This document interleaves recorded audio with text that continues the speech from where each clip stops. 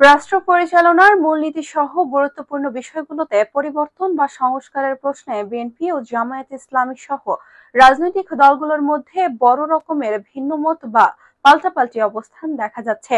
যদিও অন্তর্বর্তী সরকার গঠিত জাতীয় ঐকমত্য কমিশন তাদের সংস্কারের প্রস্তাব নিয়ে ঐকমত্য তৈরির লক্ষ্যে রাজনৈতিক দলগুলোর সঙ্গে আলোচনা চালাচ্ছে, কিন্তু তাতে ভিন্নমত বা মতপার্থক্য দূর হওয়ার কোনো ইঙ্গিত এখনো পাওয়া যাচ্ছে না।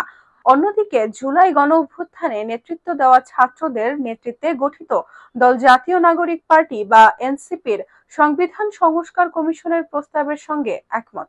তারা আবার নতুন সংবিধান ও গণপরিষদে নির্বাচন চাইছে। বিএনপি সহ বেশিরভাগ দল থেকে একেবারে বিপরীত অবস্থান নতুন এই দলটির।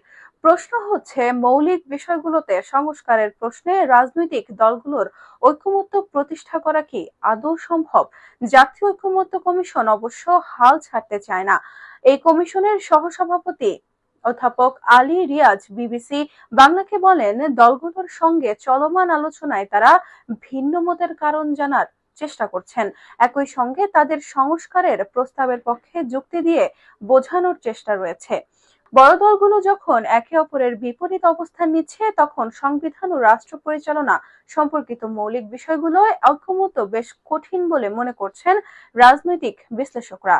তারা বলেছেন, দলগুলো তাদের দলীয় রাজনৈতিক দৃষ্টিভঙ্গির বাইরে যেতে পারছে না। গত বছরের 5ই আগস্ট রাজনৈতিক পট পরিবর্তনের পর গঠিত অন্তর্বর্তী সরকার বিভিন্ন ক্ষেত্রে সংস্কারের প্রস্তাব তৈরির জন্য 11টি কমিশন গঠন করে। এর মধ্যে সংবিধান, বিচার বিভাগ, নির্বাচন ব্যবস্থা, দুর্নীতি দমন কমিশন, জনপ্রশাসন ও পুলিশ এসব বিষয়ে 6টি সংস্কার কমিশনের প্রস্তাব নিয়ে রাজনৈতিক দলগুলোর সঙ্গে আলোচনা চালাচ্ছে জাতীয় ঐকমত্য কমিশন। মূলত সংবিধান সংস্কারের স্পর্শকাতর বিষয়গুলো নিয়ে রাজনৈতিক দলগুলোর মধ্যে আপত্তি, ভিন্নমত বা মতপার্থক্য দেখা দিয়েছে।